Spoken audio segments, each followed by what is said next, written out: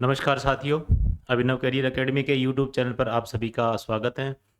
जैसा कि अपने जियोग्राफी चल रही थी राजस्थान की, और इंडिया की जियोग्राफी भी चल रही है साथ साथ में, और राजस्थान की जियोग्राफी भी अब शुरू हो चुकी है। एक क्लास लग चुकी है और साथ ही साथ दूसरी क्लास अपने समक्ष प्रस्तुत है।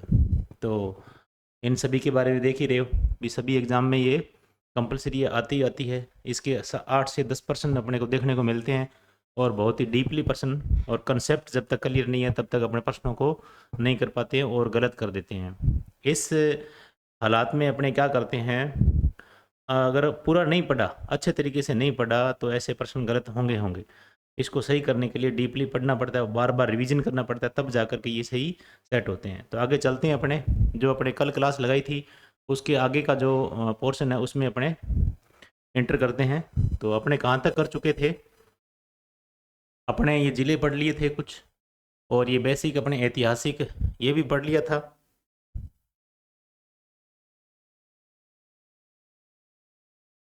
उसके बाद में रियासतों, कौन कौन सी रियासत थी, 19 रियासत ये भी पढ़ ली थी, और नामकरण के बारे में थोड़ा सा अध्ययन कर लिया था। उसके बाद में भौगोलिक मानचित्र इसके बारे में अध्ययन कर लिया था। फिर भौगोलिक उप क्षेत्र है, यानी उपनाम कैसे, छोटे जो ये शब्दावली है इनके बारे में अपने बात कर ली थी। और फिर मरु के बारे में, और ये भी शब्दावली इनके बारे में बात कर ली।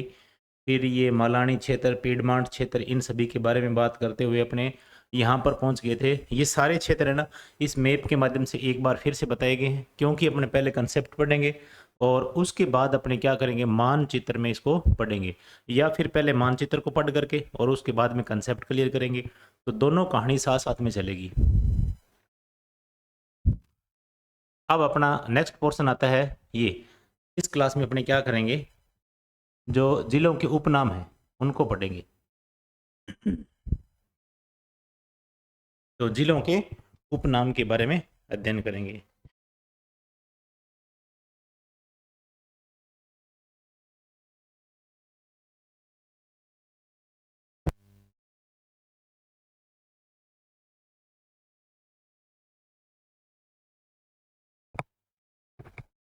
जिलों के उपनामों में अगर बात करें तो देखो, ये सीकर जिला है। ये पुराना जो मैप है वही है, उसके अनुसार नए जिले अपडेट हो गए हैं, परंतु अभी भी पुराने जिलों में से प्रश्न पूछे जा रहे हैं। पुराने जिलों में से अभी भी प्रश्न पूछे जा रहे हैं, क्योंकि अपडेट अभी तक है, यानी ऑथेंटिकेशन अभी तक आया नहीं है।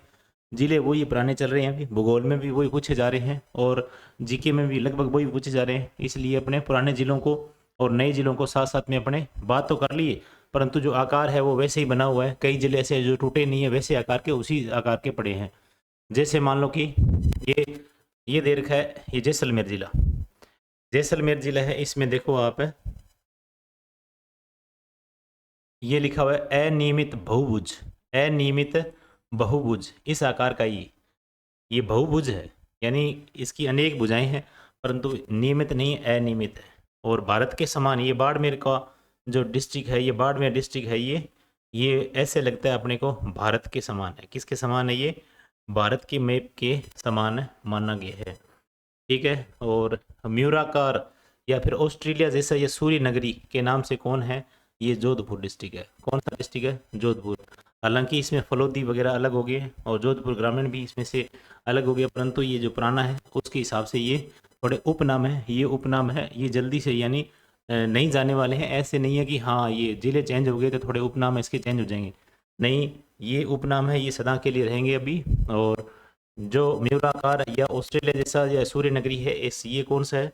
जोधपुर डिस्ट्रिक्ट है। आई छतरपुर, ये देखो आई छतरपुर ऐसे आपको नजर आएगा, ये आई छतरपुर,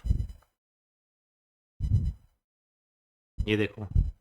और अर्धचंद्राकार ये सीकर जिला है। कौन सा डिस्ट्रिक्ट है ये? अर्धचंद्राकार सीकर डिस्ट्रिक्ट है। और कप जैसा देखो, प्याले और कप जैसा है ये, और अर्धचंद्राकार भी है, प्याले और कप जैसा है। जल महलों की नगरी की बात करें तो ये डीग को कहते हैं। जल महलों की नगरी की बात करें तो किसको कहते हैं? डीग, जो भरतपुर में है। ठीक है, डीग जो भरतपुर में। रत्नागिरी या रतनगिरी, रतनगिरी किसको कहते हैं? जयपुर को कहते हैं। ये देखो जयपुर, ये है जयपुर, ये जयपुर डिस्ट्रिक्ट है, और इसे बोलते हैं रतनगिरी। सिरीपंथ किसको कहते हैं? बयाना को बोलते हैं, जो अभी भरतपुर में है। ठीक है, भरतपुर से, यानी भरतपुर में बयाना, ठीक है, ये भरतपुर, ये क्षेत्र भरतपुर है, ये है धौलपुर, ये है करौली। करौली को किसके जैसे माना गया है, ऐसे, ये बतख के आकार का माना गया है। कैसे माना गया है इसको? बतख के आकार के माना गया, बतखाकार। और पतंग जैसा किसको माना गया है? टोंक को। किसको माना गया है? टोंक को पतंग जैसा आकार। छोटी काशी भी बोलते हैं इसको, और बावड़ियों का शहर भी बोलते हैं। नहीं नहीं, ऐसे नहीं है, ये छोटी काशी और बावड़ियों का शहर बूंदी को बोलते हैं। किसको बोलते हैं? बूंदी को। ये है बूंदी, ये। और ये पतंगाकार जो है ना, ये है टोंक अपना। कौन सा? ये टोंक डिस्ट्रिक्ट है। और वस्त्र एवं अभ्रक नगरी है, ये भीलवाड़ा है। कौन सी है? भीलवाड़ा। और नगरी मध्यमिका, ये चित्तौड़गढ़ है। चित्तौड़गढ़ में इसकी प्राचीन राजधानी हुआ करती थी, नगरी। और ये चित्तौड़गढ़ डिस्ट्रिक्ट है। और इल्ली के आकार का ये भी, यानी कौन सा है? चित्तौड़गढ़ डिस्ट्रिक्ट है। और ये प्रतापगढ़ है, और ये चित्तौड़गढ़ है। तिलक के आकार का, ये देखो, तिलक के आकार का जो जिला है वो है राजसमंद। कौन सा है? राजसमंद, ठीक है। और इसके बाद में ये आता है पाली, और ये आता है सिरोही, ठीक है।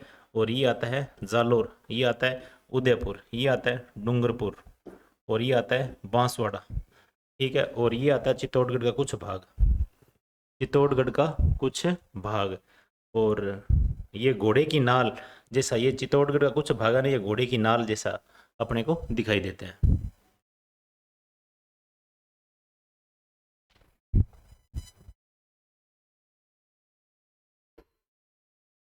और आगे चलते हैं, पूर्व का वेनिस। पूर्व का वेनिस यानी उदयपुर को बोलते हैं। किसको बोलते हैं? पूर्व का वेनिस, उदयपुर को। और ताम्रवती नगरी, ये उदयपुर में आहड़ जो सभ्यता है उसको अपने बोलते हैं ताम्र या ताम्रवती नगरी। 100 द्वीपों का शहर किसे बोलते हैं? 100 द्वीपों का शहर बोलते हैं अपने बांसवाड़ा को। किसको बोलते हैं? बांसवाड़ा को। तो इतने सारे उपनाम हैं। और धनुष के आकार का, धनुष के आकार का जो यानी जिला है वो है अपने पास है दौसा। कौन सा डिस्ट्रिक्ट है? दौसा। और ये हो गया जोधपुर वाला, हो गया त्रिभुजाकार। ये देखो त्रिभुजाकार, ये डिस्ट्रिक्ट जो है ये त्रिभुजाकार, कौन सा है? ये अजमेर है। कौन सा? अजमेर डिस्ट्रिक्ट है। राजस्थान का हरिद्वार भी कहते हैं इसको, ठीक है। सारे उपनाम इसके हो गए लगभग, यानी सारे उपनाम हो गए। और बाकी उपनाम और आगे आएंगे, वो अपने इसके साथ साथ में क्लियर करते जाएंगे।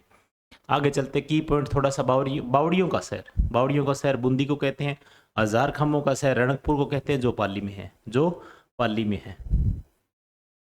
पूर्व का वेनिस उदयपुर को कहते हैं। और कुल 7 चरणों में राजस्थान का एकीकरण संपन्न हुआ था। कब हुआ था? 1 नवंबर 1956 को। 1 नवंबर 1956 को ये पूर्ण हुआ था। कर्क रेखा के सर्वाधिक नजदीक शहर कौन सा है? बांसवाड़ा है। कौन सा शहर है? बांसवाड़ा। और बांसवाड़ा जिला जो है उसके बीचों बीच गुजरती है। और शहर, शहर की बात करें तो बांसवाड़ा डिस्ट्रिक्ट जो है ना, शहर है, जो मुख्यतः जो शहर है वो नजदीक है बिल्कुल कर्क रेखा के। और मध्य भारत की सबसे ऊंची चोटी, यानी मध्य भारत की, अगर मान लो कि भारत का, अगर ये चोटी मान ले भारत की, और ऐसे में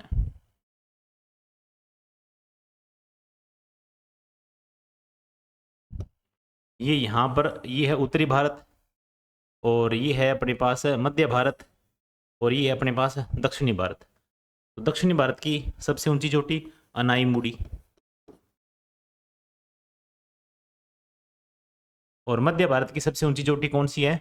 गुरु शिखर। कौन सी है? गुरु शिखर। और ये कितनी है? 1722 मीटर है। तो मध्य भारत की सबसे ऊंची चोटी गुरु शिखर है, और 1722 मीटर ऊंची है। और जैसे उत्तरी भारत है, या उत्तरी भारत की अपने K2 मान लेते हैं, या फिर माउंट एवरेस्ट, ये तो हिमालय की है, या फिर कंचनजंगा मान लेते हैं, ये अपने भारत की चोटियाँ जो K2 है, ये POK के अंतर्गत है।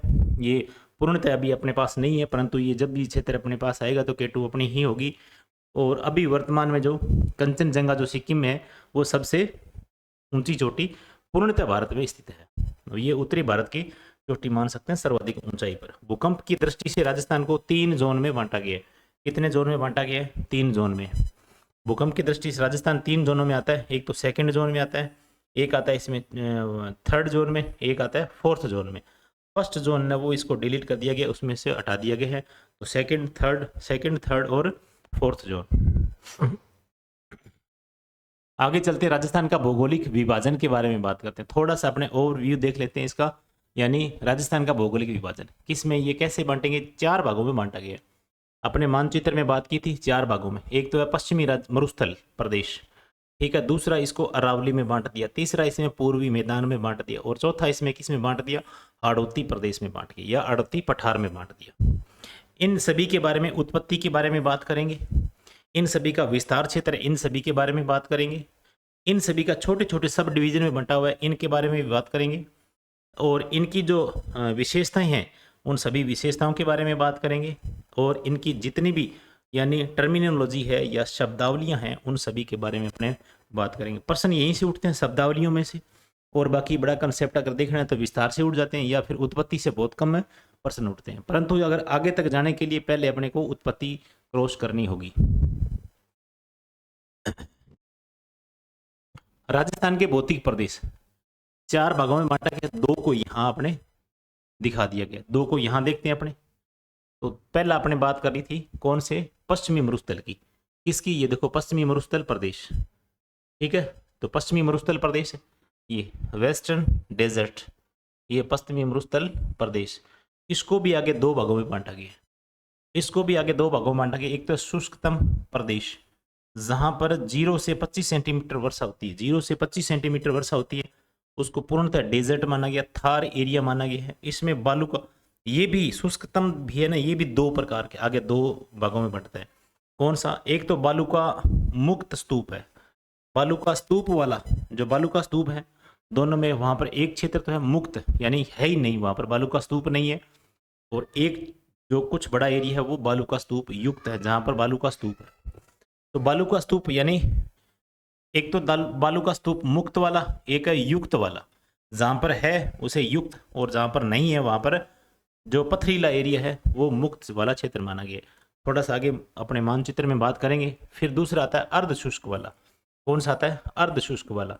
तो अर्ध शुष्क इसमें सेमी डेजर्ट बोलते हैं इसको, इसमें आता है 25 से लेकर के 50 सेंटीमीटर बरसात, ठीक है, या बारिश 25 से लेकर के 50 सेंटीमीटर तक होती है। और इसमें कौन सा है, इसमें 4 प्रकार से बांटा गया इसको। एक तो गग्गर बेल्ट, और दूसरा इसमें शेखावटी बेल्ट, और तीसरा इसमें नागौरी उच्च भूमि बेल्ट, और चौथा इसमें लूणी बेसिन, ठीक है, गग्गर बेसिन, या इसे अपने बोल देते हैं गग्गर मैदान। और दूसरा इसमें शेखावटी क्षेत्र, और तीसरा इसमें नागौरी उच्च भूमि, और चौथा इसमें लूणी बेसिन, ठीक है। इतनी बात आप ध्यान में रखोगे, ठीक है। ये देखो मैप में,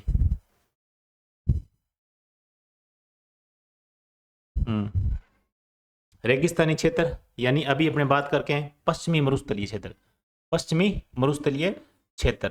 तो पश्चिमी मरुस्थलीय क्षेत्र है, इसमें अपने बात कर रहे थे, ये बात, ये यहाँ से लेकर के इतना जो सिस्टम है ये किस में बांटा गया, ये मरुस्थल में बांटा गया। ये वाला एरिया जो है किस में बांटा गया, यानी है तो मरुस्थल, ये येलो कलर का दिखाई दे रहा है, ये सारा सारा मरुस्थल है, परंतु इसको 2 भागों में बांटा गया। एक तो शुष्कतम रेगिस्तान, यानी शुष्क रेगिस्तान है उसको, और इसको भी 2 भागों में बांटा गया। ये वाला क्षेत्र जो है ये यानी बालू का स्तूप युक्त प्रदेश है, यहाँ पर बालू का स्तूप है, ठीक है, बालू का स्तूप ये है।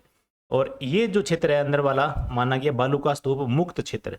कौन सा, बालू का स्तूप मुक्त है, नहीं है, यहाँ पर बालू का स्तूप नहीं है, ऐसा 2 कंडीशन में बांट दिया। और जो दूसरा आपने बात किया था रेगिस्तान का दूसरा पार्ट, रेगिस्तान का दूसरा पार्ट ये अर्ध शुष्क प्रदेश में, यानी सेमी डेजर्ट में ये आता है, सेमी डेजर्ट, यहाँ से लेकर के ये वाला क्षेत्र जो है ये सेमी डेजर्ट आ जाएगा, ये क्षेत्र ऐसा, ये क्षेत्र जो है सेमी डेजर्ट में आएगा। इसको भी अपने 4 भागों में बांट दिया, गग्गर के मैदान में, और शेखावटी क्षेत्र में, और नागौरी उच्च भूमि में, और लूणी बेसिन में। कितने भागों में, 4 भागों में। इनकी भी आगे अपने एक एक करके बात करेंगे, ठीक है। तो इतना आप ये देख लो भी, इसमें ये देखो शुष्कतम को 2 भागों में, बालू का स्तूप युक्त और मुक्त, अर्ध शुष्क 4 भागों में, गग्गर, शेखावटी, नागौरी और लूणी। उसके बाद में अरावली क्षेत्र को, किसमें, अरावली, यानी अरावली जो रीजन है उसको कितने भागों में बांटा गया, अरावली को एक तो उत्तरी भाग में, इसमें उत्तरी भाग में, दूसरा इसको किसमें बांटा गया है, यानी मध्य अरावली, इसमें मध्य अरावली, और तीसरा बांटा गया इसमें, तीसरा पार्ट है इसमें दक्षिणी अरावली। 3 पार्ट में हो गया। और दक्षिणी अरावली को भी आगे 2 भागों में बांट दिया। कौन से, एक तो आबूखंड वाला क्षेत्र है, एक इसमें मेवाड़ वाला क्षेत्र है, एक आबूखंड वाला क्षेत्र, एक मेवाड़ वाला क्षेत्र है। देखो ये अरावली का क्षेत्र है, उत्तरी अरावली, यहाँ से लेकर के यहाँ तक जो अरावली फैली, ये फैली हुई है अरावली, ये वाली, ठीक है। ये अपने को पिंक कलर को दिखाई दे रही है, ये सारी की सारी ये अरावली है। और यहाँ गुजरात से स्टार्ट होती है, दिल्ली तक जाती है आगे, और ये 550 किलोमीटर राजस्थान में है। और सारी बात करेंगे, एक भी पर्सन अपने को या कोई पर्सन या कोई इसमें रह जाता है, ऐसा कोई पर्सन बताने से तो वो आगे आ जाएगा। ऐसे नहीं है कि हाँ यहाँ नहीं बताया तो इसका मतलब आगे नहीं आएगा। उत्तरी अरावली है, उत्तरी अरावली ये हो गया जो शिखर की, और कुछ जयपुर में, और कुछ ये झुंझुनू में फैली हुई है। और मध्य अरावली अजमेर के आसपास कौन कौन से जिले आते हैं आगे बात करेंगे। और ये जो दक्षिणी अरावली है, इसको दो भागों में बांटा गया है। एक तो अपने पास कौन सी है, आबू खंड वाली है, और दूसरी कौन सी है, यानी मेवाड़ खंड वाली है, या मेवाड़ वाली और आबू वाली, तो दो भागों में बांटा गया है। तो ये बात आ गई अरावली की, ठीक है। इनके एरिया की बात कर ली थी अपने, और पॉपुलेशन की बात कर ली थी, यानी जो अपने जनसंख्या कितनी है 10% है अरावली में, और एरिया कितना है 9% है। और पूर्वी मैदान में अपने बात कर ली थी, यानी 23-39, ये भी अपने बात कर चुके थे। और रेगिस्तान में भी अपने बात कर चुके थे कि 61 और 40। और आड़ोती क्षेत्र है, इसमें बात कर चुके थे अपने 7 और 11, ठीक है। और मैदानी क्षेत्र है वो अपने बात कर ली थी। अब अपने जो तीसरा आता है मैदानी क्षेत्र, किसका आता है, मैदानी क्षेत्र का। तो तीसरा मैदानी क्षेत्र है, इसके बारे में अपने बात करेंगे। ये देखो, ये अरावली की होगी। अब अपने बात करते हैं पूर्वी मैदानी क्षेत्र की। किसकी बात करते हैं, पूर्वी मैदानी क्षेत्र की। तो मैदानी क्षेत्र को भी अपने 4 या 5 भागों में बांटा गया है। तो 56 का मैदान, ये देखो 56 का मैदान आ गया, ठीक है। उसके बाद में बनास बेसिन आ गया, ये भी आ गया। बाणगंगा का मैदान भी आ गया इसमें, और चंबल का मैदान भी आ गया, और माही का मैदान भी आ गया। ये मुख्यतः 4 भागों में बांटा गया है, ठीक है। कितने भागों में, 5 भागों में, सॉरी। वैसे तो ये 3 ही भागों में है, वैसे तो ये 3 ही भागों में, इसको इकट्ठा मान लिया है, और इसको इकट्ठा मान लिया है, इसको चंबल बेसिन को और माही को इकट्ठा मान लिए, और चंबल को अलग मान लिया, ठीक है। और कई बार चंबल और बनास बेसिन को मतलब साथ मान लेते हैं, बाणगंगा को अलग मान लेते हैं। तो ऐसे कंडीशन में ये सारे आएंगे, मैंने ये सारे लिखे हैं क्योंकि 56 का मैदान है, बनास का मैदान है। ऐसा नहीं पूछेंगे भी हाँ कितने भागों में, कितने का नहीं है, ये मुख्यतः 3 है, और वैसे 5 बना सकते हैं, ठीक है। इसके 5 बना सकते हैं। तो 56 का मैदान, बनास का मैदान, बाणगंगा मैदान, और चंबल का मैदान, और माही का मैदान, ठीक है। उसके बाद में हाड़ौती का पठार आता है, इसको अपने इस नाम से भी जानते हैं, किस नाम से, दक्षिणी पूर्वी पठार के नाम से, दक्षिणी पूर्वी पठार के नाम से भी जानते हैं। ये भी 2 भागों में बांटा गया। कितने भागों में बांटा गया, ये दक्कन का पठार, ये विंध्य कगार क्षेत्र, ये 2 अपने पहले बात कर चुके हैं।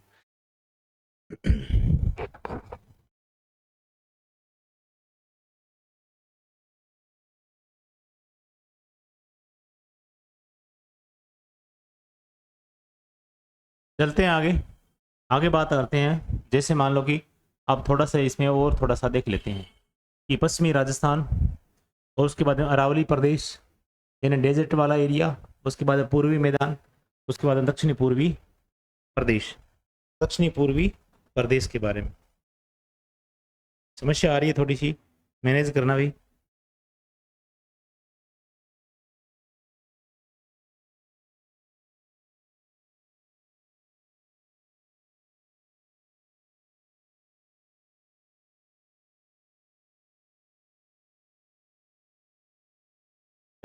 हाँ जी, आवाज़ आ रही है। 1 मिनट, थोड़ी सी आवाज़ बंद हो गई थी, कोई बात नहीं, मैनेज करिए। थोड़ा सा दोबारा बता देता हूँ आपको। 14 डिस्ट्रिक्ट आते हैं इसमें, देखो आप डेजर्ट वाले एरिया में, मरुस्थल वाले एरिया में, और उसके बाद में अरावली वाला सेकंड में अपने बांटा था। उसके बाद में अपने बात की थी पूर्वी मैदान की, और चौथे की बात की थी अपने दक्षिणी पूर्वी पठारी प्रदेश, या फिर इसको हाड़ौती के नाम से जानते हैं। किसके नाम से, हाड़ौती के नाम से। तो इसमें जनसंख्या कितनी है, 40%, और क्षेत्रफल कितना है, 61%। वर्षा कितनी है, 20 से 50, यानी डेजर्ट वाले एरिया में, या 25 से या 20 से मान लो, नहीं 0 से 50 मान लो, ये पूरा डेजर्ट ही है। येलो कलर का दिखाई दे रहा है, ये वाला, इधर वाला, ये वाला नहीं, ये मैदानी क्षेत्र है। इसमें अपने लाठी सीरीज की बात करेंगे। इसमें सेवण घास पाई जाती है। इस क्षेत्र में कौन सी घास पाई जाती है, सेवण घास और दामन घास। कौन सी है, सेवण और दामन घास। ये जैसलमेर डिस्ट्रिक्ट में मिलती है, सेवण घास और दामन घास।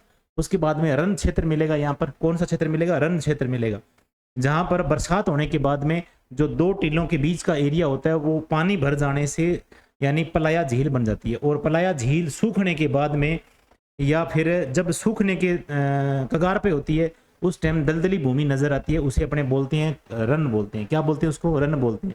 जलवायु यहाँ की क्या है? उष्ण कटिबंधीय जलवायु है। कैसी जलवायु है यहाँ पर? उष्ण कटिबंधीय जलवायु है। पीवना, यहाँ पर पीवना नाम का क्या है? सांप रहता है, इसको साधारण भाषा में इसको पीवना कहते हैं। क्या कहते हैं? पीवना। जैसलमेर एरिया की बात हो रही है।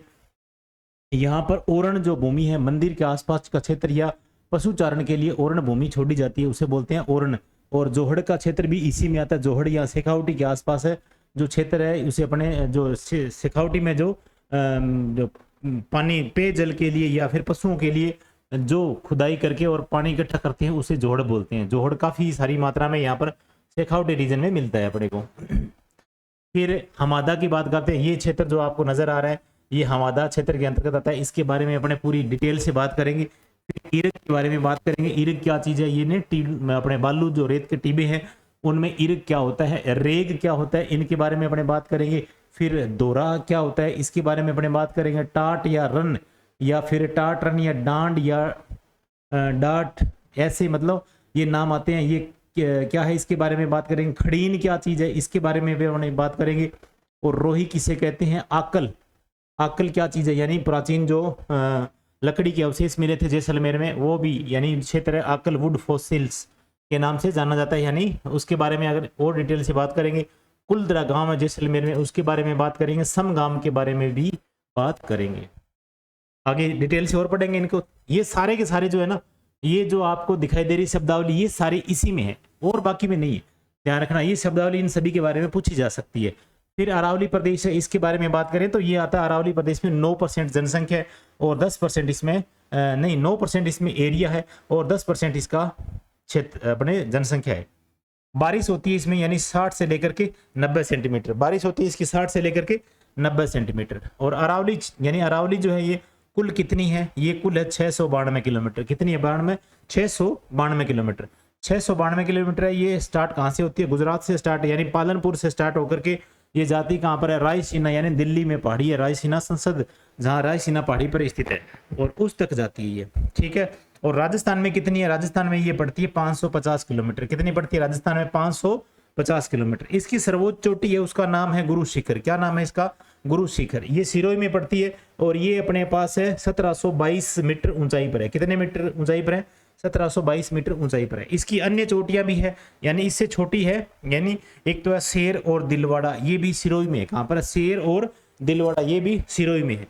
एक जरगा चोटी है, जरगा भी इनसे यानी थोड़ी सी कम ऊंचाई पर है, ये उदयपुर में आती है। और अचलगढ़ है, ये सिरोही में आती है। और रघुनाथगढ़ है, ये कहां पर है? इसे अरावली की बात हो रही है। रघुनाथगढ़ ये उत्तरी अरावली की सबसे ऊंची चोटी है। इसके बारे में और डिटेल से आगे बात करेंगे। और खो जो है ये जयपुर में है।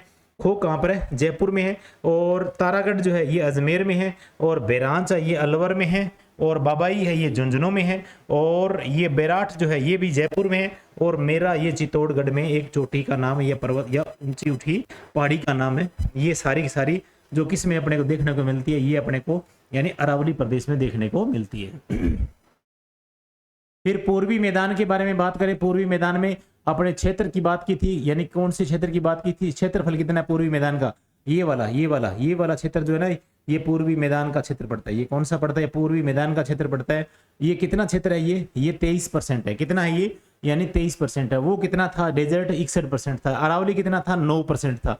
तो ये जोड़ेंगे तो ये टोटल कितना हो जाएगा? ये अपने पास 100% हो जाएगा, ठीक है। और इसकी जनसंख्या कितनी है? 39%। जनसंख्या कितनी है? 39%। इसमें नदियां यानी कौन कौन से बेसिन बांट करके और बताया गया है। एक तो माही बेसिन है, एक बनास बेसिन है और एक बाणगंगा बेसिन है। तो बाणगंगा वाला बेसिन ये है, इसमें ये बाणगंगा वाला, ये अपने इसमें कौन सा बांटेंगे? माही बेसिन बांटेंगे। और इस अपने बनास बेसिन बांटेंगे, यहाँ से लेकर के ये बनास बेसिन है। और ये वाला जो हो जाएगा ये माही बेसिन हो जाएगा। फिर बात करते हैं डेजर्ट, या डेजर्ट की बात होगी। ये अपने हाड़ौती प्रदेश की बात करते हैं। किसकी बात करते हैं? हाड़ौती प्रदेश की। ये वाला जो क्षेत्र है ये हाड़ौती प्रदेश के अंतर्गत आता है। इसे बोलते हैं दक्षिणी पूर्वी पठार के नाम से भी जानते हैं। दक्षिणी पूर्वी पठारी प्रदेश के नाम से भी जानते हैं। इसको हाड़ौती भी कहते हैं। इसको हाड़ौती प्रदेश भी कहते हैं। तो हाड़ौती में 4 जिले शामिल है, यानी कौन कौन से? एक तो है, जैसे याद रखो, कोजा बाबू, इसको को से कोटा, जा से झालावाड़ और बा से बारा और बू से बूंदी। और ऐसे भी याद अपने बाकी कैसे ट्रिक बना सकते हो आप। और एरिया इसका कितना 7% है। इसकी जनसंख्या कितनी है 11% है। मुकुंदरा हिल्स यहीं पर है, मुकुंदरा हिल्स यहीं पर है, ठीक है। बूंदी की जो पहाड़ियां हैं वो भी यहीं पर है। और पीडमांट क्षेत्र है वो यहाँ नहीं है, पीडमांट क्षेत्र इस क्षेत्र में पड़ता है, यानी मैदानी क्षेत्र में आता है। तो पीडमांट क्षेत्र यहाँ पर नहीं है, इसको यहाँ से थोड़ा सा हटा देते हैं। पीडमांट क्षेत्र, पीडमांट क्षेत्र यानी देवगढ़ राजसमंद में पड़ता है ये अरावली के आसपास आता है, ठीक है। अरावली रीजन में आता है पीडमांट क्षेत्र। आगे बात करेंगे इसकी। और बीहड़ भूमि जो है, बीहड़ भूमि है ये भी यहाँ पर देखने को अपने को मिलेगी। बीहड़ भूमि यहाँ चंबल का जो क्षेत्र है ये बीहड़ भूमि वाला क्षेत्र ये आता है, इसमें विंध्य कगार के आसपास का क्षेत्र, ठीक है। तो ये 4 भागों में बड़े बड़े अपने 4 भागों में बांट करके ये रिवीजन भी हो गई एक साथ में, और साथ में इसको और दोबारा देख लिया। इन सभी के बारे में अपने बात करते हुए आगे आगे अभी, ठीक है। अब पश्चिमी मरुस्थल को अपने इसके विस्तार क्षेत्र के बारे में जानेंगे, जनसंख्या के बारे में, उत्पत्ति के बारे में, इसका महत्व पढ़ेंगे, वर्गीकरण पढ़ेंगे, इसका विशेषताएं पढ़ेंगे, इसकी शब्दावली की पढ़ेंगे। तो शब्दावली पढ़ेंगे। आगे बात करते हैं। थार मरुस्थल भारत का विशाल मरुस्थल, ठीक है। थार मरुस्थल भारत का विशाल मरुस्थल ये कितने परसेंट है? ये टोटल थार मरुस्थल का 85% भारत में। कितना परसेंट भारत में? 85% भारत में, ठीक है। थार मरुस्थल का जो टोटल यानी थार मरुस्थल है उसको 100% मान लिया, और उसमें से 85% भारत में और 15% पाकिस्तान में। इसके पास में 15% कहां पर पड़ता है? पाकिस्तान में पड़ता है, ठीक है। ये 15% पाकिस्तान में फैला हुआ है। एरिया इसका कितना है, यानी अपने यहाँ पर कितना एरिया फैला हुआ है? 2.38 लाख वर्ग किलोमीटर में फैला हुआ है। 2.38 लाख वर्ग किलोमीटर में फैला हुआ है थार का मरुस्थल अपने भारत में। और कहाँ कहाँ पर फैला हुआ है? राजस्थान में फैला हुआ है, और पंजाब में, और ये अपने हरियाणा में, और गुजरात में। इन 4 यानी राज्यों में फैला हुआ है। रेगिस्तान या भारत का विशाल मरुस्थल जो है ना ये 4 राज्यों में फैला हुआ है। और पूर्णतः यानी जो अपने बात करें ये पूरा 85% 2.38 लाख वर्ग किलोमीटर ये 4 राज्यों में फैला हुआ है। एक विशेषता इसकी, बहुत बढ़िया विशेषता ये है कि भारत में सर्वाधिक, यानी भारत में नहीं विश्व में सर्वाधिक घनी आबादी वाला मरुस्थल है। यानी विश्व में सर्वाधिक घनी आबादी वाला मरुस्थल जो है ना ये एकमात्र थार मरुस्थल है। कौन सा है? एकमात्र थार मरुस्थल है अपने माना गया है। और राजस्थान यानी सर्वाधिक जैव विविधता वाला ये मरुस्थल माना गया है। एक विशेषता ये भी है इसकी। और तीसरी विशेषता ये है इसकी, ये 20वां सबसे बड़ा मरुस्थल है। यानी बहुत सारे दुनिया में या पूरे विश्व में बहुत सारे मरुस्थल है, सारा मरुस्थल है, और जो अपने सबसे बड़ा मरुस्थल वही माना गया, और उसके अफ्रीका में। और इसी की वजह से अपने ये जो मरुस्थल है इसको अपने कई विद्वानों ने इसको अपने मरुस्थल वाले अपने जो मरुस्थल भाग है ना इसको अफ्रीका मरुस्थल से भी रिलेट किया है। तो ऐसी कंडीशन में अपने यानी अपना जो इतना बड़ा मरुस्थल नहीं है, परंतु ये 20वां बड़ा मरुस्थल के अंतर्गत आता है। 20वां। ढलान इसका कैसा है? ढलान यानी पूर्व से पश्चिम, इसका ढलान जो है पूर्व से, यानी ये पूर्व है और ये पश्चिम है, इस तरीके से इसका ढलान है, ठीक है। और फिर ये उत्तर से दक्षिण यानी ऐसे ढाल है इसका। तो इस दोनों तरफ ये क्या है? इसका ढाल लिए हुए है इसका, ठीक है। थार मरुस्थल का जो 60% यानी से अधिक राजस्थान में स्थित है। अब देखो थार मरुस्थल का 60% से अधिक कितना परसेंट है? 61%, ठीक है। थार मरुस्थल का टोटल यानी कितना है? भारत में 85% है। इसका यानी इसका जो है ना इसका कितना परसेंट है? 60 या फिर 61%। इसका 85 का 60 या 61% है, वो राजस्थान में है। समझ में आई बात? बहुत सारी किताबों में से लिखा होता है, ये बार बार जब आंकड़ा आता है ना तो कंफ्यूज होते हैं, और बहुत सारे यानी अब ये अपने इसको मानेंगे 100, ठीक है। पहले तो ये था 100 में से 15 इसको दे दिया और 85 इसको दे दिया। अब भारत की बात आती है तो इसको मान करके चलेंगे 100, और इसको मान करके 100 मान करके चलेंगे, तो ये 60% यानी ये 61%। कितना है? 61% ये किसमें है? राजस्थान में है। और बाकी जो अपने 39% या फिर इस यहाँ देखें तो 40%, तो ये 40% किसमें? बाकी ये गुजरात में है, कुछ हरियाणा में और कुछ पंजाब में। तो ये इसका ढाल बताया गया इधर से, इसका यानी पूर्व से पश्चिम ढाल है ऐसे। ये देखो पूर्व से पश्चिम, और इसको यहां से लेकर के ये ढाल बताया इसका इधर से। तो ये दोनों तरफ यानी इस तरफ ये ढाल हो जाएगा, इस तरफ ये क्या हो जाएगा? ढाल मरुस्थल का हो जाएगा। ये मरुस्थल जो आपको कलर दिखाई दे रहा है ये मरुस्थल है, और इसका यहां से लेकर के ये कितनी दूरी तक फैला हुआ है? 640 किलोमीटर फैला हुआ है। कितने किलोमीटर फैला हुआ है? ये 640 किलोमीटर ऐसे फैला हुआ है, ठीक है। ऐसे ये ऐसे 640। इसकी चौड़ाई कितनी है? 300 किलोमीटर है। इसकी चौड़ाई कितनी है? 300 किलोमीटर है, ठीक है। 300 किलोमीटर। ये रेगिस्तान या मरुस्थल एरिया को माना गया, ये दिखाया गया मैप के अनुसार। राजस्थान का पश्चिमी मरुस्थल क्षेत्र जो है ये कितने जिलों में विस्तार है, ये 14 जिलों में बात कर चुके हैं। बाड़मेर, ये देखो इसमें कौन कौन से जिले आते हैं और बाकी अपडेट नहीं है अभी तक, ये मैं पहले बता देता हूँ कि आपको यानी ऑथेंटिक किताबें जब आएगी तब अपने बात करके चलेंगे। और वर्तमान में जो पुराने जिले थे उनमें 12 ही आ रहे थे और बाकी इसमें 2 और काउंट करके और फलोदी और अनूपगढ़ को भी इसमें काउंट कर लिया। तो अनूपगढ़ को काउंट करना ही पड़ेगा क्यों इसी क्षेत्र में आते हैं, तो इसलिए ये क्या हो जाएंगे 12 और 2 यानी 14 हो जाएंगे। तो विस्तार इसका 14 जिलों में बाड़मेर, बीकानेर, चूरू, गंगानगर, हनुमानगढ़, जैसलमेर और झुंझुनू, जोधपुर, फलोदी, जालोर और नागौर, अनूपगढ़ और पाली और सीकर। फिर क्षेत्रफल की बात आती है तो क्षेत्रफल इसका 1,75,000 वर्ग किलोमीटर है। 1,75,000 वर्ग किलोमीटर। राजस्थान का जो 2/3 भाग यानी 61% भाग इसी में आता है। ये राजस्थान का यानी टोटल राजस्थान का कितना है, ये टोटल राजस्थान का 61% है। कितना परसेंट है ये टोटल राजस्थान का 2/3 यानी 61% ये है।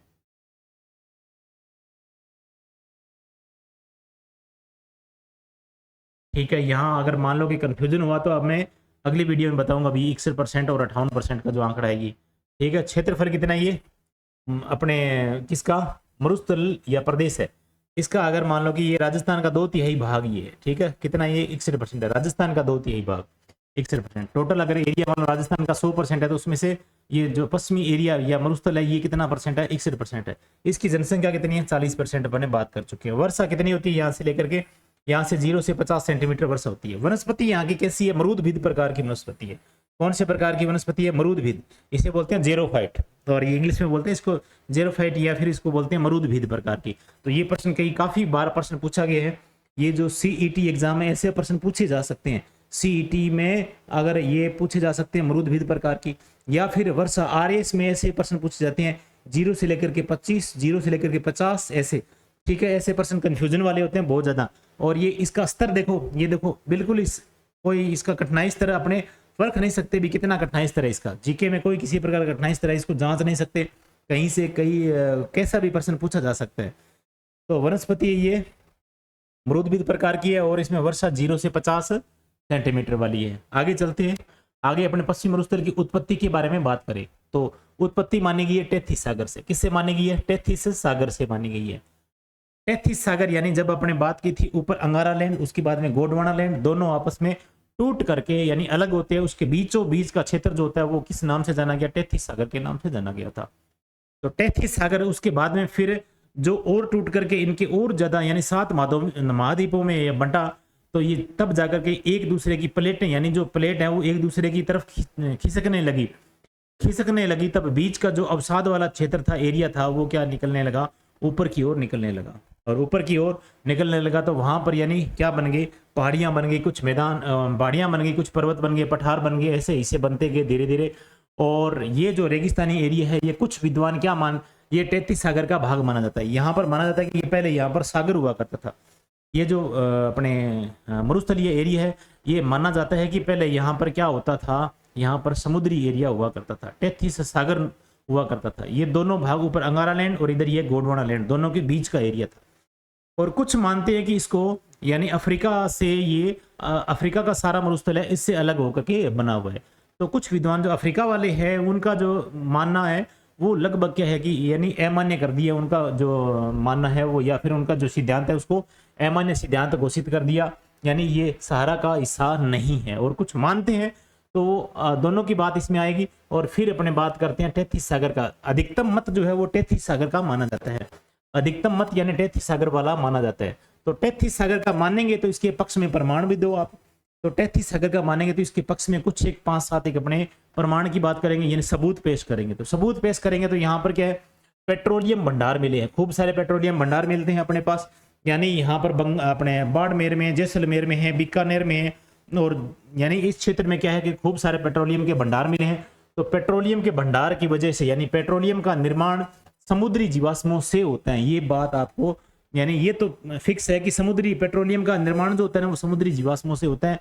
तो समुद्री जीवाश्म यहाँ पर समुद्र रहा होगा तभी तो यहाँ पर पेट्रोलियम का निर्माण या पेट्रोलियम के भंडार मिले हैं। खारे पानी की झीलें जो है ये टेथिस सागर में खारा पानी था, इसीलिए टेथिस सागर यानी खारा जल था, इस वजह से यहाँ पर खारे पानी की झीलें खूब सारी मिलती हैं। इसके अवशेष यहाँ पर यानी टेथी सागर के अवशेष जो ये भाग अपने झीलों के रूप में नजर आते हैं। आगे बात करें, माइकोनिस्ट चट्टानें यहाँ पर मिली है। माइकोनिस्ट चट्टानें जो मिलती है वो कहाँ पर मिलती है? टेथी सागर में मिलती है। थार के मरुस्थल में माइकोनिस्ट चट्टानें मिलती है। जो चट्टानें यहाँ पर थार के मरुस्थल में मिली है वो सारे में नहीं मिली, तो अपने कह सकते हैं कि ये इसका भाग नहीं है। इसका भाग नहीं है। किसका भाग नहीं है? सारा का भाग नहीं है। तो ऐसे में अपने क्या लगा सकते हैं पता कि ये सारा मरुस्थल का भाग नहीं है, क्योंकि यहाँ पर माइकोनिस्ट चट्टान जो है ना वो मिली है, सिर्फ थार में मिली है, सारा में नहीं मिली। कुलदरा गांव जो जैसलमेर में है, कुलदरा गांव जैसलमेर में पड़ता है, इसमें जैसलमेर में। तो कुलदरा गांव जैसलमेर में यहाँ प्लास्टोसीन या प्लेस्टोसीन काल के मत्स्य की प्राप्ति हुई है। प्लेस्टोसीन काल की मत्स्य की प्राप्ति होती है। तो मत्स्य कहाँ पर होती है? समुद्र का भाग या समुद्र में होती है। तो यहाँ पर समुद्री भाग यानी रहा होगा ऐसा माना जाता है। तो मत्स्य के अवशेष मिले यानी मछली के अवशेष मिले हैं। तो मछली के अवशेष वहीं मिलते हैं जहां पर समुद्र होगा। तो ये अवशेष मिले। अभी वर्तमान में ये क्या है? थार का यानी वर्तमान में रेगिस्तान है, परंतु यहाँ पर पहले यानी समुद्र हुआ करता था ऐसे, यानी जब ये इसके प्रमाण मिले तो इसका मतलब यहाँ पर हुआ करता था। और आकल गांव जो है, एक आकल गांव है जैसलमेर में। कौन सा गांव है? आकल गांव जैसलमेर में। यहाँ पर स्थित यानी लकड़ी के जीवाश्म यानी 8 करोड़ वर्ष पुराने, 8 करोड़ वर्ष पुराने प्राचीन है ये लकड़ी के अवशेष मिले यहाँ पर। यह निश्चित रूप से प्रारंभ से मरुस्थलीय क्षेत्र नहीं था। ये ऐसे लगा सकते हैं कि यह निश्चित रूप से प्रारंभ में क्या नहीं था? मरुस्थलीय क्षेत्र नहीं था। लकड़ी के अवशेष मिले तो मरुस्थलीय क्षेत्र यहाँ पर नहीं था। यहाँ पर वनस्पति हुआ करती थी, ऐसे ये माना जाता है। और गोंडवाना क्रम की चट्टानों की बात करें तो गोंडवाना क्रम की चट्टानों की उपस्थिति के कारण यानी 56 की पहाड़ियां, गोंडवाना क्रम की जो अपने बात करेंगे आगे किसमें, इंडिया वाले जो भूगोल है ना उसमें गोंडवाना क्रम की है, कुडप्पा क्रम की है और आद्य क्रम की है, पुराण कलम की है जो क्रम की है, और ये नवजीवन क्रम की है। इन सभी चट्टानों के बारे में अपने बात करेंगे।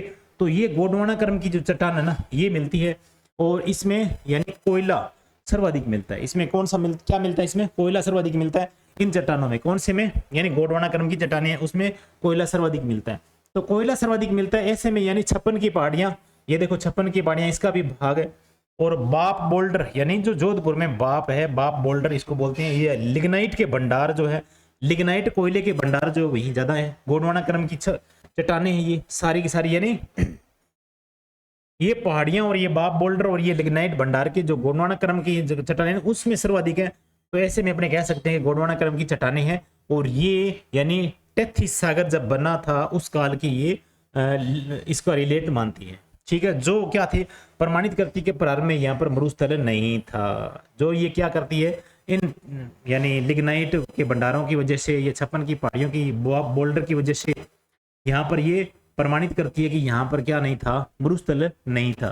तो ये इतने सारे प्रमाण हैं, इतने सारे, यानी कुलदरा गांव का प्रमाण है, आकल वुड फोसिल्स का प्रमाण है, या फिर खारे पानी की झीलों का प्रमाण है, या पेट्रोलियम के भंडार का प्रमाण है, या माइकोनिस्ट चट्टानें हैं।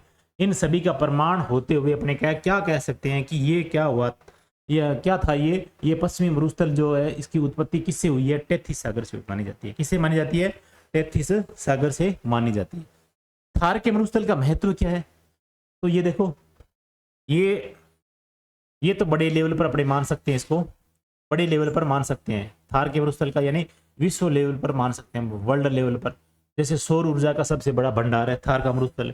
सर्वाधिक जैव विविधता, ये यानी बड़ी विशेषता, ये सर्वाधिक जैव विविधता वाला स्थान है। ये विश्व लेवल पर अपने काउंट होता है इसकी विविधता यानी जैव विविधता। सर्वाधिक जनघनत्व वाला जो ये विशेषता यानी विश्व लेवल पर अपने मानी जाती है। ठीक है, पेट्रोलियम के भंडार है, ये इंडिया लेवल के लिए अपने फायदेमंद है, खूब सारे यानी पेट्रोलियम के भंडार है। सही बात है ये बिल्कुल। उसके बाद में मानसून को आकर्षित करता है, क्योंकि यहाँ पर निम्न वायुदाब बनेगा। क्या बनेगा? वायुदाब जो होगा निम्न होगा। यानी जब यानी जुलाई या जून का महीना आएगा तब यानी यहाँ पर गर्मी यानी सूर्य की सीधी किरणें पड़ती है, और इस वजह से यानी दिन में जल्दी गर्म होना, और इसमें और लो टेम्परेचर बन जाता है। यहाँ पर इस क्षेत्र में क्या बन जाता है? लो टेम्परेचर बने अधिकतम टेम्परेचर होने से, और जो हाई प्रेशर है वो क्या बन जाएगा? निम्न बन जाएगा। यानी निम्न वायुदाब बनने की वजह से, निम्न वायुदाब बनने के कारण यहां पर ये क्या करता है? उच्च वायुदाब को क्या करता है? ये आकर्षित करता है। तो इस तरफ क्या होता है? आकर्षण इसका बढ़ता है यानी मानसून को आकर्षण करने में अहम भूमिका है किसकी, थार के मरुस्थल की। अधात्विक खनिजों में यानी अधात्विक जो खनिज है, जैसे मान लो पत्थर, संगमरमर, ये जितने भी पथरीले जो जितने भी खनिज है उन सभी का यानी खनिजों का भंडार है ये। IGNP यानी इंदिरा गांधी नहर परियोजना और नर्मदा नहर, इन दोनों नहरों के कारण यहाँ पर कृषि के क्या हुई है, बढ़ोतरी हुई है। यहाँ पर कृषि की बढ़ोतरी हुई, काफी यानी विस्तार हो गया इसका इन दोनों नहरों की वजह से। यानी पहले कौन सी आई थी, इंदिरा गांधी, उसके बाद में कौन सी आई, नर्मदा नहर है, उसका भी यानी नर्मदा नदी से नहर निकाल करके और यहाँ तक कृषि में यानी बढ़ोतरी करने के लिए प्रयास भी किए गए। इतने ये इसका यानी थार के मरुस्थल का महत्व ये इतने जान सकते हैं। ठीक है, ये 3 बड़े लेवल पर है, उसके बाद में इंडिया लेवल पर है और ये राजस्थान लेवल पर है, और बाकी राजस्थान का तो सारे आ ही जाएंगे, इंडिया में ये सारे आ जाएंगे, ये भी आ जाएंगे। ठीक है, और ये बड़ी विशेषताओं के बारे में 3 विशेषताएं ऊपर ये वर्ल्ड लेवल पर काउंट कर लेते हैं इसको। थार के मरुस्थल का विभाजन की बात करें तो शुष्कतम मरुस्थल यानी इस यानी 2 भागों में बांट दिया इसको, शुष्कतम मरुस्थल, और दूसरा इसमें सेमी डेजर्ट बोल दिया इसको, अर्ध शुष्क। और इस ये थार का मरुस्थल जो है ना 25 सेंटीमीटर के आधार पर मरुस्थल को 2 भागों में बांटा गया है। किस लाइन के आधार पर, यानी 25 सेंटीमीटर वर्षा के आधार पर। 25 सेंटीमीटर वर्षा एक लाइन है, उसमें बात करेंगे अपने मानचित्र में 25 सेंटीमीटर लाइन मानेंगे। ठीक है, इसको 25 सेंटीमीटर के आधार पर हम कितने भागों में बांट दिया, इसको 2 भागों में बांट दिया। किस नाम से, शुष्कतम मरुस्थल और अर्ध शुष्कतम मरुस्थल। शुष्कतम मरुस्थल है, इसको भी 2 भागों में बांट दिया। शुष्क वाला एरिया जो है इसको 2 भागों में बांटा। कौन से, 1 नंबर में तो है बालू का स्तूप युक्त यानी मुक्त प्रदेश, जहां पर बालू का स्तूप नहीं है, और एक बालू का स्तूप युक्त प्रदेश जहां पर बालू का स्तूप है। और अर्ध शुष्क वाला 4 भागों में बांट दिया, एक घग्गर के नाम से, शेखावटी के नाम से, और नागौर और लूनी बेसिन के नाम से।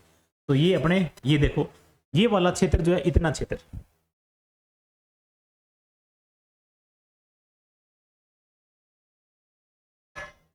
ये यहां से लेकर के ये वाला एरिया जो है ये अपने पास है, क्या है ये, सॉरी, यहां से लेकर ये एरिया जो है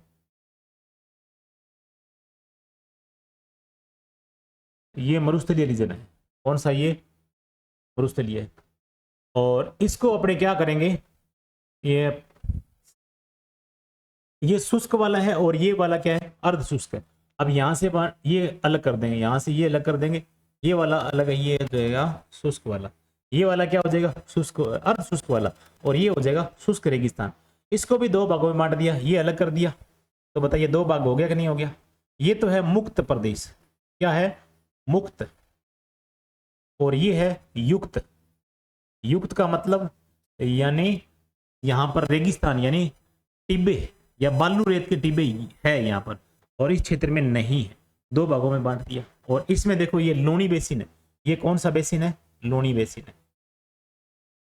ठीक है, और ये कौन सा है, नागौर उच्च भूमि, और ये कौन सा है, शेखावटी, और ये कौन सा है, घग्गर मैदान। ठीक है, घग्गर का मैदान। और यहां से लेकर के इसको कट कर दिया, और यहां से अलग कर दिया इसको, यहां से ये अलग कर दिया, और देखो ये 4 रीजन में ये बंट गया। ये अर्ध शुष्क प्रदेश है। कौन सा, ये अर्ध शुष्क प्रदेश है। इनके बारे में आगे बात करेंगे, आगे चलते हैं। शुष्कतम की बात करें तो शुष्कतम की बात करें तो ये हो जाएगा अपने पास है, जैसलमेर में आता है, उत्तरी पश्चिमी बाड़मेर इसके साथ में आता है, और जैसलमेर इसके साथ आता है, और पश्चिमी जोधपुर आता है, दक्षिणी बीकानेर में भी ये विस्तार है। इसका क्षेत्रफल यानी कितना है, 75,000 वर्ग किलोमीटर में फैला हुआ है। यहाँ पर 25 सेंटीमीटर से कम वर्षा होती है। यहाँ पर क्या होती है, 25 सेंटीमीटर से कम वर्षा होती है। ये लाइन जो दे रखी है ना आपको, ये लाइन वाली, ये वाली लाइन है, ये 25 सेंटीमीटर। ये कौन सी लाइन है, ये 25 सेंटीमीटर लाइन है, 25 सेंटीमीटर रेखा है। ये अर्ध शुष्क और शुष्क मरुस्थल है ना, उसका विभाजन करने वाली लाइन है 25 सेंटीमीटर। और यहाँ पर देखो ये अरावली के पास में ये लाइन है, ये 50 सेंटीमीटर है। ये कितने सेंटीमीटर है, ये 50 सेंटीमीटर वाली लाइन है। ठीक है, ये 50 सेंटीमीटर। अगर यहाँ पर देखें तो अपने 0 डिग्री है, तो 0 से 50 की बात करें, पूरे रेगिस्तान की बात करेंगे तो 0 से 50 की बात करेंगे। और इनमें 25 सेंटीमीटर एक रेखा की बात करेंगे तो ये बीचों बीच बात करेंगे। ये 2 भागों में बांट रही है, शुष्कतम और अर्ध शुष्क वाले एरिया को। ठीक है, और फिर बात करते हैं अपने, फिर बात करेंगे अपने यानी 25 सेंटीमीटर से कम वर्षा वाले, ये कम लिखा हुआ है यहाँ पर। ठीक है, कम वर्षा होती है। और मरुस्थल निर्माण सिनोजोइक मरुस्थल का निर्माण की बात करें तो सीनोजोइक महाकल्प या टर्सरियरी प्लिस्टोसीन के युगों के मध्य माना जाता है। सीनोजोइक जिसे बोलते हैं नवजीवन, नवजीवी, क्या बोलते हैं इसको, नवजीवी युग बोलते हैं इसको, सीनोजोइक, ये है सीनोजोइक, ठीक है। और ये टर्सियरी कल्प, ये टर्सियरी कल्प, और ये प्लिस्टोसीन इसको बोलते हैं, इसका भाग है ये प्लिस्टोसीन, और ये क्वार्टरी ऐसे क्वार्टरी, ठीक है। ये दो भागों में बांटा गया, इसको दो भागों में ऐसे बांट दिया, ठीक है। और ये दो भागों में बांटा गया नवजीव को यानी सीनोजोइक को, और इसके बीच का इसको यानी इसी के बीच का यानी ये सीनोजोइक महाकल्प है, इसमें टर्सियरी और प्लिस्टोसीन, इन युगों के मध्य किसका निर्माण माना जाता है, रेगिस्तान का निर्माण माना जाता है। किसका निर्माण माना जाता है, रेगिस्तान का। और यहाँ पर भी रेगिस्तान का निर्माण हुआ था, बाद में ये मैदानों का निर्माण हुआ था, और उससे पहले किसका निर्माण हुआ था, सबसे पहले पर्वतों का निर्माण हुआ माना जाता है। आगे चलते हैं अपने शुष्कतम मरुस्थल की। अकेले शुष्कतम मरुस्थल की बात करें तो ये अपने को नजर आ रहा है, ये शुष्कतम मरुस्थल की बात हो रही है, ठीक है। अब इसमें बात करेंगे ये बाकी सारी चीजों के बारे में बात करते हुए आगे अब बस यहाँ तक सीमित हो गए, ठीक है। और अब देखो यहाँ पर बालू का स्तूप मुक्त प्रदेश है, कौन सा वाला, मुक्त, देखो मुक्त, ये मुक्त वाला क्षेत्र है, इसके बारे में बात करेंगे। अब इसके बारे में बात करेंगे, मुक्त वाला क्षेत्र यानी बालू का स्तूप है, मुक्त प्रदेश, ठीक है, मुक्त वाले। इसमें कौन कौन सी यानी अपने पास शब्दावली देखने को मिलती है, ये पोखरण, फलोदी और बालोतरा के मध्य स्थित है। ये पोखरण, फलोदी और बालोतरा, चार ध्यान रखना, तीन जो है ये त्रिकोण बनाते हैं, जो अपने फलोदी और पोखरण और बालोतरा के मध्य 300 मीटर से अधिक ऊंचाई पर स्थित है। ये 300 मीटर ऊंचाई पर अधिक है, ऊंचाई पर है ये स्थित है, ठीक है। संबंधित शब्दावली इनके बारे में बात करेंगे। हमादा क्या चीज है, हमादा की इसके बारे में बात करेंगे। मगरा के बारे में बात करेंगे, इसका नाम मगरा भी आता है, और यहाँ पर राठ क्षेत्र है उसका नाम भी आता है। यहाँ पर राठ क्षेत्र क्यों कहते हैं, सीज क्यों कहते हैं इसको, और सीज शब्दावली क्या मतलब क्या है यहाँ पर, और यहाँ पर त्रिकुट पहाड़ी का मतलब क्या है, यहाँ लाठी सीरीज का मतलब क्या है, रेग का मतलब क्या, मांड का मतलब क्या है, और नखलिस्तान का मतलब क्या है, इन सभी शब्दों के बारे में बात करेंगे। मिराज, नखलिस्तान, इसको ओएसिस बोलते हैं, ओएसिस, मिराज भी बोलते हैं इसको, नखलिस्तान, इसके बारे में भी अपने बात करेंगे। हमादा के आप सभी के बारे में बात करते हुए इन सभी के बारे में बात करेंगे, ठीक है। अब सबसे पहले किसके बारे में बात करते हैं शब्दावली के बारे में, ये देखो पहली तो बात तो ये कि पोखरण, ठीक है, और ये फलोदी और बालोतरा, ये इसका त्रिकोणीय क्षेत्र जो है ये क्या कहलाता है, ये स्तूप मुक्त प्रदेश है। कौन सा, ये बालू का स्तूप मुक्त प्रदेश है, ये 300 मीटर ऊंचाई पर है, 300 मीटर ऊंचाई पर है। फिर शब्दावली यहां पर आती है हमादा वाली। अब देखो हमादा, ये पढ़ो, हमादा क्या चीज है, हमादा किसे कहते हैं, पोखरण, फलोदी व बालोतरा। देखो पोखरण और ये फलोदी और ये बालोतरा, ठीक है, और के मध्य में स्थित एक चट्टानी भाग है। कौन सा भाग है, ये चट्टानी भाग है, चट्टानी त्रिभुजाकार मरुस्थल है, ये त्रिभुजाकार, ये देखो त्रिभुजाकार आकृति में, और ये मरुस्थल है ये, और इसमें ये तीनों कोण एक त्रिकोण में ये शामिल है। इधर ये पोखरण है, इधर फलोदी जोधपुर का, इधर बालोतरा बाड़मेर का, ठीक है। इतनी बात आपको पता होनी चाहिए भी। ये जो चट्टानी हमादा यानी चट्टानी मरुस्थल, यानी ये क्या है, चट्टानी मरुस्थल है, और ये पूरा ये चट्टानी मरुस्थल को अपने क्या बोलते हैं, हमादा बोलते हैं। क्या बोलते हैं इसको, हमादा बोलते हैं। आगे बात करते हैं रेग किसे कहते हैं। देखो रेग किसे कहते हैं, रेग की बात आई थी, हमादा के चारों ओर यानी स्थित पथरीला कंकड़नुमा एरिया है, यानी हमादा के चारों ओर पथरीला कंकड़नुमा एरिया, इसे अपन क्या बोलते हैं, रेग बोलते हैं। किस नाम से बोलते हैं, रेग के नाम से बोलते हैं। थोड़ा सा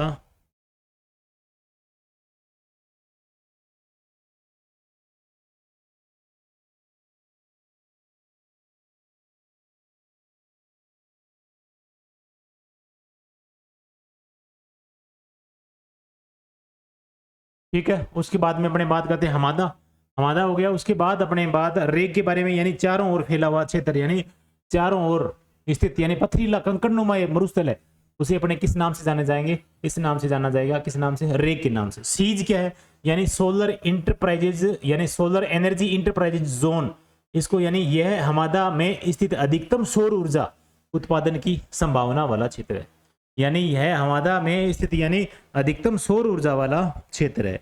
हमादा में, किसमें, हमादा में। तो ये हमादा में स्थापित यानी अधिकतम सौर ऊर्जा वाला उत्पादन यानी सौर ऊर्जा उत्पादन वाला क्षेत्र है, इसे बोलते हैं सीज। क्या बोलते हैं, सीज। सोलर और एनर्जी और इंटरप्राइजेस, ठीक है, और उसके बाद में जोन।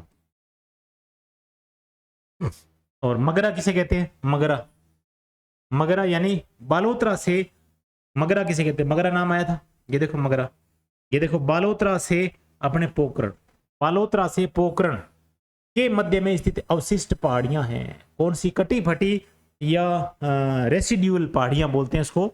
जैसे मान लो कि अपनी हवा की वजह से या दाब, वायु दाब की वजह से या अपने तापमान की वजह से वो क्या हो गई है, धीरे धीरे डैमेज हो रही है, पहाड़ियाँ डैमेज हो गई है, ऐसी डैमेज पहाड़ियाँ नजर आती है अपने को, वहां पर अपने इसे क्या बोलेंगे, इसे बोलेंगे मगरा। क्या बोलेंगे, मगरा। कहाँ गया, ये पहाड़ियाँ जो है, ये आपको पहाड़ियाँ नजर आ रही है, ये पहाड़ियाँ छोटी छोटी कटी हुई अवशिष्ट पहाड़ियाँ हैं, इसे मगरा बोलते हैं। क्या बोलते हैं इसको, मगरा बोलते हैं, मगरा यानी अवशिष्ट पहाड़ियाँ बोलते हैं। त्रिकुट पहाड़ी की बात करें तो त्रिकुट पहाड़ी यानी यहाँ मगरा की त्रिकुट पहाड़ी है, तो इसके ऊपर 1155 मगरा की ही त्रिकुट पहाड़ी है। मगरा यानी मगरा ये क्षेत्र है, यहाँ पर पोखरण और बालोतरा के मध्य का क्षेत्र है, और यहाँ पर मगरा की पहाड़ी है ना, मगरा की त्रिकुट पहाड़ी है। कौन सी पहाड़ी है, त्रिकुट पहाड़ी। इसमें 1155 में राव जैसल द्वारा जैसलमेर दुर्ग स्थापित किया गया था। 1155 की बात है, राव जैसल ने जैसलमेर दुर्ग स्थापित किया था। और इससे पहले यह स्थित यानी नगर क्या कहलाता था, इससे पहले, किससे पहले, यानी जैसलमेर से पहले इसका नाम क्या था, वल्ल था। क्या नाम था, वल्ल प्रदेश।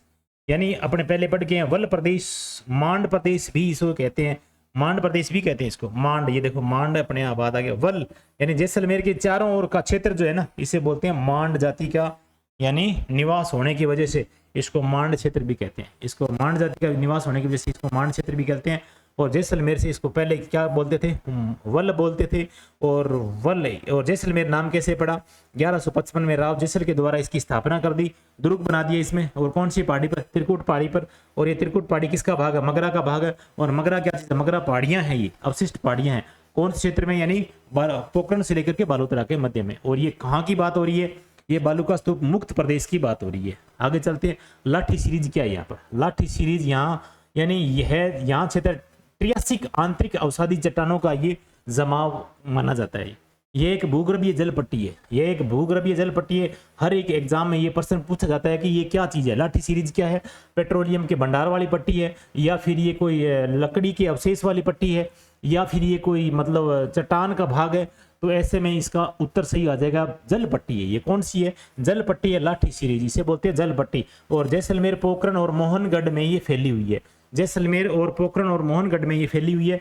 और इस क्षेत्र में सेवण घास पाई जाती है। कौन सी घास मिलती है इस क्षेत्र में, सेवण घास मिलती है। और इसका स्थानीय नाम क्या है, इसका स्थानीय नाम है लिलोन, लीलन भी बोलते हैं इसको, लिलोन भी इसका स्थानीय नाम है। वहां के लोग उसका स्थानीय नाम किस नाम से पुकारते हैं, इसको लिलोन बोलते हैं। और वैसे इसका नाम हिंदी में अगर बात करें तो ये अधिकतर किताबों में सेवण घास आता है। इसका वैज्ञानिक या वनस्पति के नाम अगर बात करें तो वनस्पति या वनस्पति के नाम बोलते हैं तो ये लिसियूरिस, लिसियूरिस सिडिकुस नाम से है। किस नाम से है, लिसियूरिस सिडिकुस नाम से। ठीक है, अब बात आती है नखलिस्तान की। किसकी बात आती है, नखलिस्तान की। इसे बोलते हैं ओएसिस मिराज या लाठी सीरीज क्षेत्र में भूमिगत जल भंडार के कारण यानी विकसित वनस्पति आवरण जो है ना, वनस्पति का आवरण यानी वहां पर हो गया, इसे बोलते हैं नखलिस्तान कहलाता है। ये क्या कहलाता है, नखलिस्तान कहलाता है। नखलिस्तान ओएसिस मिराज लाठी सीरीज क्षेत्र में भूमिगत जल भंडार के कारण यह विकसित वनस्पति नाम है, ये नखलिस्तान कहलाता है। इतनी बात आपको समझ में आ जानी चाहिए, ठीक है। और फिर अपने बालूका स्तूप युक्त प्रदेश है, ये बाद में पढ़ेंगे। तो आज अपने क्या पढ़ा, नखलिस्तान पढ़ लिया यानी ओएसिस मिराज के बारे में पढ़ लिया, लाठी सीरीज के बारे में पढ़ लिया, जल पट्टी है ये, रेक के बारे में पढ़ लिया, पथरीला एरिया यानी हमादा के चारों ओर फैला हुआ है ये, सीज के बारे में सोलर एनर्जी यानी जो स्थापित यानी जो सौर ऊर्जा का संभावना वाला क्षेत्र, और मगरा पढ़ लिया, अवशिष्ट पहाड़ियां, त्रिकुट पहाड़ी जैसलमेर जो बसा हुआ है वो पढ़ लिया। और मांड इससे पहले यानी जैसलमेर से पहले वल क्षेत्र इसको, और मांड जाति के निवास की वजह से ये क्षेत्र मांड कहलाता है। उसके बाद है हमादा, उसके बाद है मुक्त प्रदेश, ये बात अपने होगी थी शब्दावलियों के बारे में, ये सारे मुक्त प्रदेश के बारे में बात होगी। फिर शुष्कतम मरुस्थल है, अर्ध शुष्कतम मरुस्थल है, इन सभी के बारे में बात होगी। फिर दो भागों में बांटा गया ये सभी, ये देखो दोनों भागों में ये बांट दिया। फिर ये अर्ध शुष्क को 4 भागों में आगे आएगी इसकी बात। तो खूब सारा अपने यानी मैपिंग के माध्यम से सारा इसका इलाज कर दिया इसका, ठीक है। और इसके माध्यम से अपने, और बाकी अपने कल पढ़ लिया था, तो ये बाकी क्लास जो नेक्स्ट पढ़ेंगे जो युक्त वाला प्रदेश उसको अपने अगली क्लास में पढ़ेंगे। और तब तक के लिए धन्यवाद। अपनी क्लास को आगे भेजिए और आराम से इत्मीनान से पढ़िए और बड़े यानी धीरज से पढ़िए। अगर आपको लिखना है तो लिख लीजिए, अगर आपका एग्ज़ाम नज़दीक है तो आप रिवीजन करते रहिए, और रिवीजन करने के बाद में आप इसको नोट डाउन भी कर सकते हो और एक एक शब्दावली इसको लिख भी सकते हो। और मैंने यानी इसमें से यानी पूरी एक एक शब्दावली है वो उठाई है, सारी की सारी यानी किताबें, यानी जो अपने बहुत सारी किताबें हैं, मैंने खुद के नोट्स है वो भी सारे, और इसके माध्यम से यानी एकत्रित करके और आपके लिए स्लाइड तैयार करके मैंने पेश की है।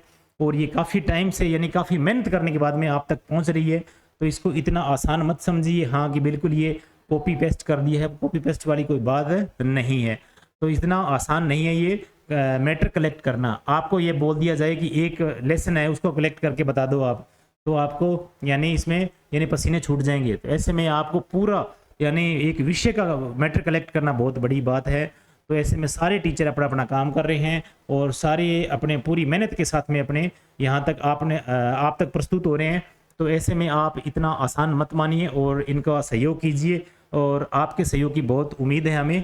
तो ऐसे में अगली क्लास में मिलते हैं। तो आज के लिए बहुत बहुत धन्यवाद।